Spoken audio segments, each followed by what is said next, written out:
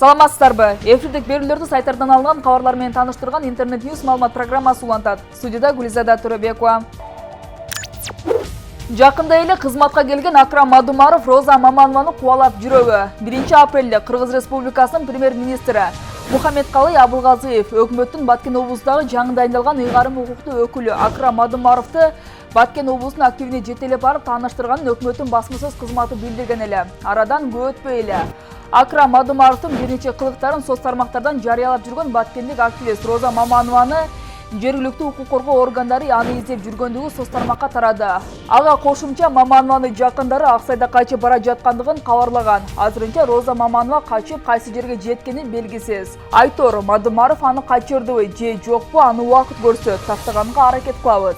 Эске сала кетсек, Акрам Мадумаров облустун эң ири району Кадамжай районунун акими, ошондой эле борбордук бийлик органдарына жетекчилик кызматтарды аркалаган.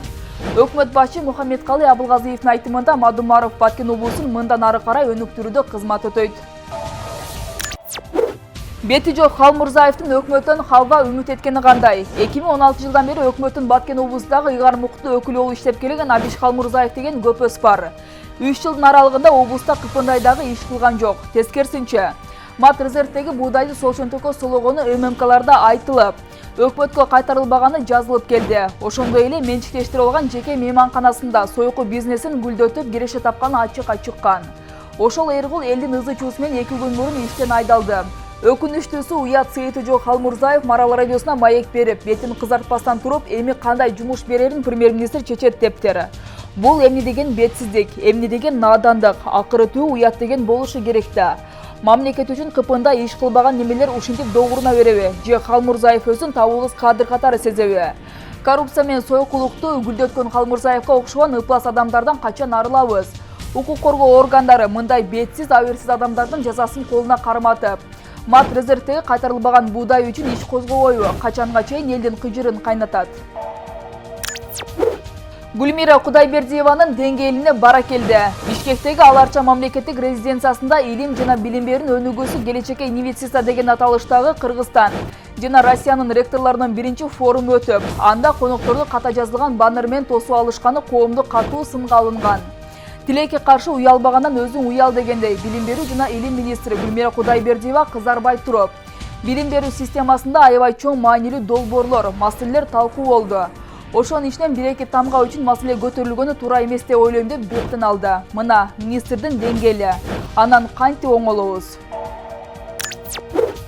Талас көчмөн оюнун көтөрө алабы? Таласка иш сапары менен барган төрага Дастан Жумабеков көчмөндөр оюндары Таласта өткөнүн мактануу менен айтканын ашык эле туруу. Себеби андай оюнду бир облустун өткөрүшү канчалык кыйынга турарын майда мааракет жаатында опыту бар облустук бийлик жакшы эле билсе керек. Көчмөндөрдү чамабыз чарк болбосо өткөрүп турсак жакшы эле болмок. Бирок Таластын экономикалык абалы, финансылык деңгээли ошону көтөрө алабы? Менимче жок. Төрага Дастан Жумабеков муну ойлонушу керек. Өткөрөт, кантип? Мамлекеттик шордуу мекеме ишканаларын жонунан кайыштилип, бүгүнкү экономикалык абалда төрага аны сыймыктануу менен таластыктарга бизде өткөнү жатат деп төш какканы менен эртең элибизде чоң нааразычылык пайда болот. Көчмөндөрдү өткөрүү кайсы бир чиновниктерге кичине болсо да акча кымырууга жол, ал эми шордуу майда кызматкерлерге шор болот. Бир эле Талас эмес, бүтүн облустарга финансылык, моралдык, психологиялык жактан сокку болот. Дегенкиси Кыргызстандын азыркы абалында мындай ашыкча ала көйдөнүктү токтото туруу маанилүү. Текке кеткен өмүр. Соттолгон 2 киши 42 жылдан кийин акталып чыкты. АКШда киши өлтүрдү деген айып менен 42 жыл түрмөдө отурган 2 киши акталып эркиндикке чыкты. Бул тууралуу чет элдик басмалар билдирди. 34 жаштагы Клиффорд Уильямс менен анын 18 жаштагы жиени Хуберт Майерс 1976 жылы Флоридада адам өлүмүнө катыштыгы бар деп кармалып, сот аларды өмүр бою абакка кескен. Соттордун өкмүн текшерген бөлүмүнүн ишинин жыйынтыгында Уильямс менен Майерс ак жеринен соттолуп кеткени аныкталган.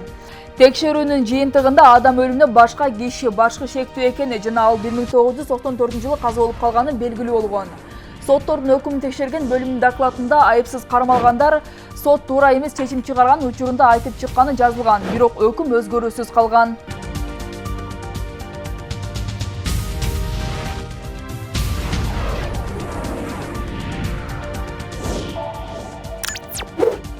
Батутту балдар менен кошо шамал учуруп, Кытайдагы окуянын видеосу. Окуя болгон жерде жүргөндөр батутту шамал кантип учуруп кеткендигин тартып алган. Жергиликтүү журналисттер анын ичинде балдар бар экендигин жазды. Окуянын видеосу YouTube каналына жайгаштырылган.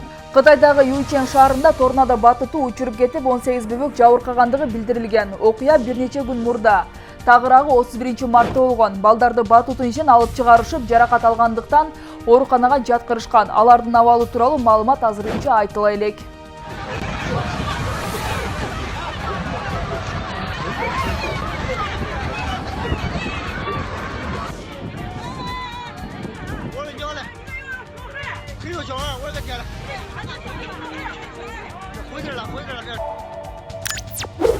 Мына ушундай кабарлар менен эфирдик берүүлөрдү жыйынтыктайбыз. Эскерте кетсек, жогоруда кеткен маалыматтардын маани маңызынан Нур телеканалы жоопту эмес.